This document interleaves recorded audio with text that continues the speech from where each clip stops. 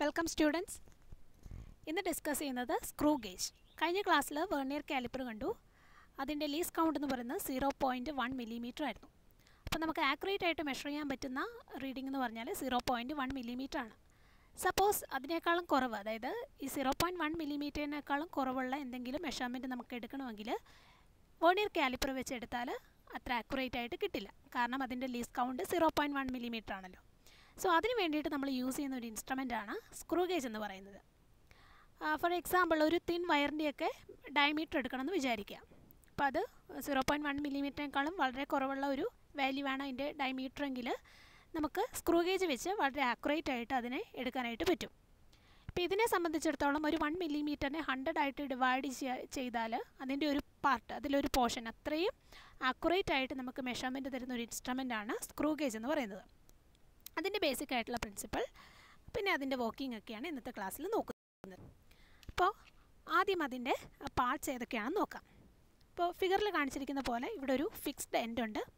ഇത് ഒരു മൂവബിൾ എൻഡാണ്. ഇത് നമുക്ക് ഫോർവേഡായിട്ടോ ബാക്ക്വേഡായിട്ടോ ഒക്കെ മൂവ് ചെയ്യാനായിട്ട് പറ്റും.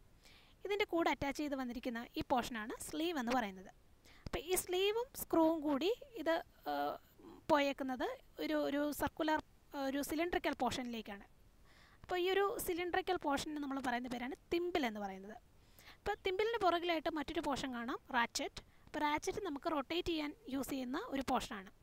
അപ്പോൾ റാച്ചറ്റ് റൊട്ടേറ്റ് ചെയ്തിട്ട് നമുക്ക് ഈ സ്ക്രൂ ബാക്ക്വേഡായിട്ടോ അല്ലെങ്കിൽ ഫോർവേഡായിട്ടോ ഒക്കെ ഈ സ്ക്രൂ നമുക്ക് മൂവ് ചെയ്യാനായിട്ട് പറ്റും. ഇനി ഈ രണ്ട് എൻഡിനും ഇടയ്ക്ക്, അതായത് ഇപ്പം ആൻവിൽ ആൻഡ് സ്പിൻഡിൽ, ഇതിനിടയ്ക്കാണ് നമ്മൾ ഏതാണോ മെഷർ ചെയ്യേണ്ടത് ആ ഒരു ഒബ്ജക്റ്റ് പ്ലേസ് ചെയ്യുന്നത്. ഇനി സ്ലീവിലും ഈ മെയിൻ സ്കെയിൽ ഈ ഒരു സർക്കുലർ സ്കെയിലിലും നമുക്ക് രണ്ട് സ്കെയിൽ കാണാൻ പറ്റും. ഇപ്പോൾ ഇതെന്ന് പറഞ്ഞാൽ സർക്കുലർ സ്കെയിലാണ് കേട്ടോ. ഇതാണ് മെയിൻ സ്കെയിൽ. അപ്പോൾ മെയിൻ സ്കെയിലിൽ 1 മില്ലിമീറ്റർ ആയിട്ടാണ് അതിനെ ഡിവൈഡ് ചെയ്ത് വെച്ചിരിക്കുന്നത്.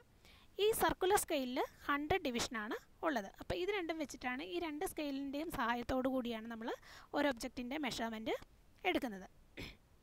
ഇപ്പോൾ സ്ക്രൂ ഗേജിൻ്റെ വർക്കിംഗ് ഒക്കെ പറയുന്നതിന് മുന്നേ ആദ്യം നമുക്ക് സ്ക്രൂ, സാധാരണ നമ്മളൊക്കെ യൂസ് ചെയ്യുന്ന കണ്ടിട്ടുള്ള സ്ക്രൂവിനെ പറ്റിയുള്ള അതിൻ്റെ ബേസിക് ആയിട്ടുള്ള കാര്യങ്ങൾ ഒന്ന് പറഞ്ഞു പോകണം. കാരണം അതും ഇതും ഒരു സിമിലർ ആയിട്ടുള്ള കാര്യങ്ങളാണ്. സ്ക്രൂ എന്ന് പറയുമ്പോഴത്തേക്കും പ്രിൻസിപ്പിളൊക്കെ സെയിം ആണ്.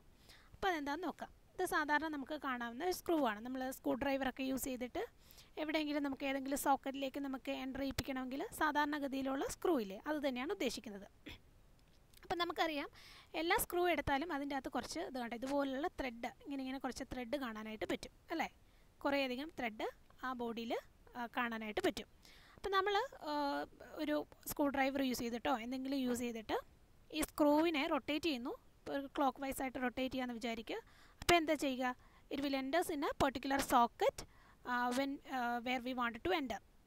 അപ്പോൾ അങ്ങനെ എൻ്റർ ചെയ്യിപ്പിക്കുമ്പോൾ, റൊട്ടേറ്റ് ചെയ്യുമ്പോഴത്തേക്കും നമുക്കറിയാം, ഞാൻ ഓൾറെഡി പറഞ്ഞു, ഈ ഇവിടെയുള്ള കുറേ ത്രെഡ് ഉണ്ട് അല്ലേ.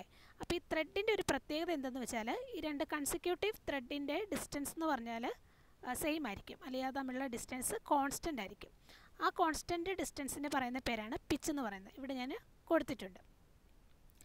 So when we rotate the screw, it will rotates along the threads and in each rotation it moves in by 1 distance between the threads. എന്ന് പറഞ്ഞാൽ നമ്മൾ സ്ക്രൂവിനെ റൊട്ടേറ്റ് ചെയ്യാമെന്ന് വിചാരിക്കുക. സ്ക്രൂവിനെ റൊട്ടേറ്റ് ചെയ്യുമ്പം ഈ ത്രെഡിൽ ഇതങ്ങ് ഒരു തവണയൊന്ന് റൊട്ടേറ്റ് ചെയ്യുകയും അതോടൊപ്പം തന്നെ ഒരു ലീനിയർ ആയിട്ടുള്ളൊരു മോഷനും കൂടി ഉണ്ടാകും. അപ്പം നിങ്ങൾ ശ്രദ്ധിച്ചാൽ മതി, സ്ക്രൂ ഡ്രൈവർ യൂസ് ചെയ്തിട്ട് നമ്മളൊരു സ്ക്രൂവ് എവിടെയെങ്കിലും ഏതെങ്കിലും ഒരു സോക്കറ്റിൽ എൻ്റർ ചെയ്യിപ്പിക്കുന്ന കാര്യം മാത്രം ഒന്ന് വിചാരിച്ചാൽ മതി. നമ്മളൊന്ന് സർക്കുലറായിട്ട് റൊട്ടേഷൻ കൊടുക്കുന്നുണ്ട്. ആ സർക്കുലർ റൊട്ടേഷനോടൊപ്പം തന്നെ സ്ക്രൂ എന്താ ചെയ്യുന്നത്? അത് ഒരു ലീനിയർ റൊട്ടേഷനും കൂടി, ലീനിയർ ആയിട്ട് അല്ലെങ്കിൽ ഫോർവേഡായിട്ട് അത് മൂവ് ചെയ്ത് ഒരു പെർട്ടിക്കുലർ സോക്കറ്റിലേക്ക് എൻ്റർ ചെയ്യുന്നുമുണ്ട്. അപ്പോൾ രണ്ട് ടൈപ്പിലുള്ള ഒരു മൂവ്മെൻറ്റ്, ഒരു സർക്കുലർ മോഷനും ഒരു ലീനിയർ മോഷനും നമുക്കവിടെ കാണാനായിട്ട് പറ്റും.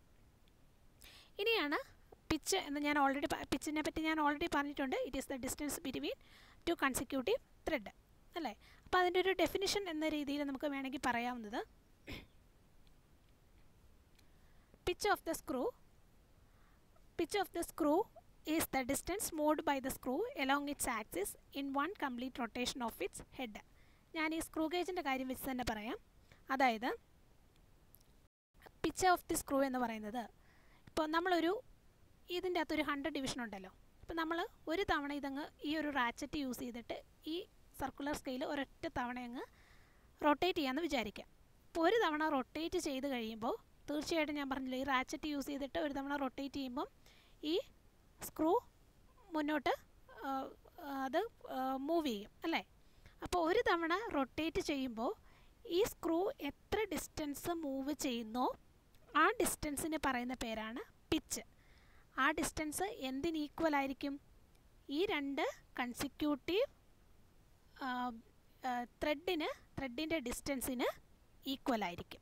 ഓക്കെ, ഒരു തവണ നമ്മളൊന്ന് റൊട്ടേറ്റ് ചെയ്യുമ്പോൾ, ഒരു തവണ ഒരു കംപ്ലീറ്റ് റൊട്ടേഷൻ നടത്തുമ്പോൾ ആ സ്ക്രൂ എത്ര ഡിസ്റ്റൻസ് ആണോ മൂവ് ചെയ്തത് ആ ഡിസ്റ്റൻസിനെയാണ് പിച്ച് എന്ന് പറയുന്നത്. അപ്പോൾ ഇത് സാധാരണ നമ്മൾ യൂസ് ചെയ്യുന്ന സ്ക്രൂവിൻ്റെ കേസാണെങ്കിലും ലാബിൽ യൂസ് ചെയ്യുന്ന സ്ക്രൂ ഗേജിൻ്റെ കേസാണെങ്കിലും സെയിം തന്നെയാണ്. അപ്പോൾ ഇതിൽ നിന്ന് നമുക്ക് ലീസ്റ്റ് കൗണ്ട് എന്താണെന്നുള്ള കാര്യം ഒന്ന് നോക്കാം. അപ്പം ഞാൻ പിച്ച് ഓഫ് ദി സ്ക്രൂ എന്താണെന്ന് പറഞ്ഞായിരുന്നു. It is the distance moved by the screw along its axis in one complete rotation of its head. അതായത് അതിൻ്റെ ഹെഡ് ഒന്ന് റൊട്ടേറ്റ് ചെയ്യുമ്പോൾ സ്ക്രൂ എത്രമാത്രം ഡിസ്റ്റൻസ് മൂവ് ചെയ്യുന്നു ആ ഡിസ്റ്റൻസിനെയാണ് പിച്ച് എന്ന് പറയുന്നത്. ഇനി ഞാൻ പറഞ്ഞു the screw has 100 division on its head. ഞാൻ പറഞ്ഞില്ലേ, അതായത് സർക്കുലർ സ്കെയിലിൽ 100 ഡിവിഷനാണുള്ളത്. നമ്മൾ ഒരു തവണ റൊട്ടേറ്റ് ചെയ്യുക എന്ന് പറഞ്ഞാൽ അതിൻ്റെ മീനിങ് എന്താണ്? ആ റൊട്ടേഷൻ ഓഫ് 100 ഡിവിഷനാണ്. ഇതിൻ്റെ അകത്ത് 100 ഡിവിഷനുണ്ട്. അപ്പോൾ ഒരു 100 ഡിവിഷൻ്റെ റൊട്ടേഷനാണ് അവിടെ പറയുന്നത്. ആ 100 ഡിവിഷൻ്റെ റൊട്ടേഷൻ എടുക്കുന്ന ഡിസ്റ്റൻസ് എത്രയാണ്? 1 മില്ലിമീറ്റർ. അതായത് പിച്ച് ഓഫ് ദ സ്ക്രൂ എന്ന് പറഞ്ഞാൽ 1 മില്ലിമീറ്റർ. അത് ഞാൻ ഒന്നുകൂടെ ഇവിടെ എഴുതിയിട്ടേ ഉള്ളൂ. The distance moved by the screw on rotation of 100 division is 1 millimetre. അപ്പോൾ 100 ഡിവിഷന് ഈക്വലൻ്റ് ആയിട്ട് 1 മില്ലിമീറ്റർ ആണ് അത് മൂവ് ചെയ്യുന്നതെങ്കിൽ ഒരു ഡിവിഷന് ഈക്വലൻ്റ് ആയിട്ട് അത് എത്ര ഡിവിഷൻ മൂവ് ചെയ്യും, എത്ര ഡിസ്റ്റൻസ് മൂവ് ചെയ്യും? സിമ്പിൾ മാത്തമാറ്റിക്സ് ആണ്. 1/100 മില്ലിമീറ്റർ അല്ലേ. ഒരു 100 ഡിവിഷൻ്റെ റൊട്ടേഷന് 1 മില്ലിമീറ്റർ മൂവ് ചെയ്യുന്നു.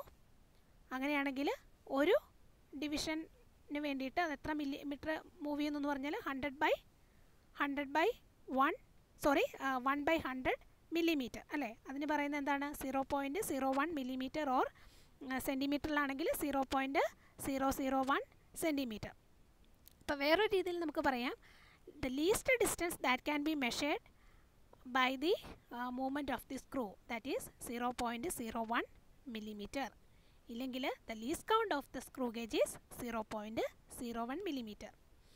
ഇനി ഞാൻ ഇതിൻ്റെ ഡെഫിനിഷൻ കൊടുത്തേക്കാണ്. Least count of the screw എന്ന് പറഞ്ഞാൽ it is the distance moved by the screw in rotating the circular scale by 1 division. അപ്പോൾ പിച്ച് എന്തായിരുന്നു? പിച്ച് എന്ന് പറഞ്ഞാൽ distance moved by the screw in rotating the circular scale by 100 division. Least count എന്ന് പറഞ്ഞാൽ 100 ഡിവിഷന് പകരം ഒരു division circulative means rotative ആണെങ്കിലുള്ള ഡിസ്റ്റൻസ് ആണ്. അപ്പോൾ അത് ഓർത്തിരിക്കുക. The distance moved by the screw on rotation of 1 division is 1/100 millimetre. ഇപ്പോൾ ഈ 1/100 മില്ലിമീറ്റർ, ഇതിൻ്റെ അകത്ത് 1 എന്ന് പറഞ്ഞാൽ നമുക്ക് എന്താണ്? 1 മില്ലിമീറ്റർ ആണ് അല്ലേ. ആക്ച്വലി ആ 1 മില്ലിമീറ്റർ എന്താണ്? പിച്ചിന് ഈക്വൽ ആണ്. കാരണം pitch of the screw is 1 millimetre എന്ന് പറഞ്ഞു. അപ്പോൾ ഇവിടെ പിച്ച് എന്ന് എഴുതാം. Divide by 100. 100 എന്ന് പറഞ്ഞാൽ എന്താണ്? The total number of division on the circular scale.